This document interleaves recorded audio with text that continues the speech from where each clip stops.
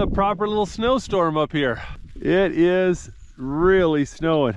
All of this fresh snow is going to make the avalanche danger go through the roof. Luckily, we're not in any avalanche zones, so we'll be okay. Above the ceiling right here, the snow's pretty thick, but yesterday I could see light shining through in that corner of the cave, which means there's less than 2 feet of snow between the ceiling and the surface of the snow. You can kind of see what I mean right here. There's this blue color. That's light shining through the snow right here. And you can see that's about 2 feet of snow. So I'm really curious to see whether this roof can stand up to 200 pounds of me jumping up and down on it.